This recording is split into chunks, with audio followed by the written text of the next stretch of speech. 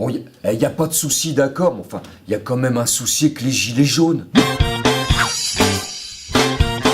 Alors c'est quoi le souci? C'est la couleur. Tu peux pas demander à des Parisiens de faire la révolution habillés en polyglute de Molly Graillon avec des attaches en velcro. On était en novembre, on sortait de la Fashion Week, on avait notre dress code automne-hiver, voire printemps-été, et t'as des types qui se pointent de trifouillis sur Plougnac habillés en jaune sous prétexte que l'essence est trop chère et qui viennent éclater les boutiques de fringues des Champs-Élysées. Putain, ça va pas, c'est pas sérieux les gars. Attention, le Parisien a sa sensibilité, son amour-propre. On veut bien faire peuple, c'est pas la question, mais avec de l'allure.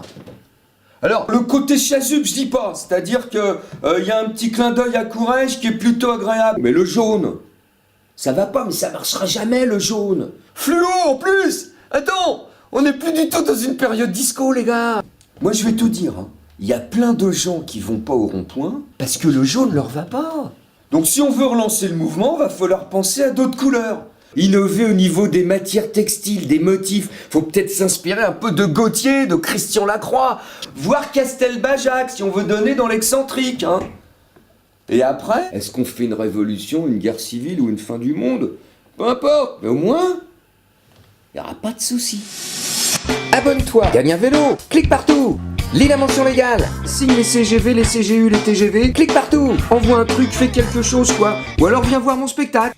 Le polyglute de Molly Graillon, en même temps c'est toute saison, c'est pas si mal.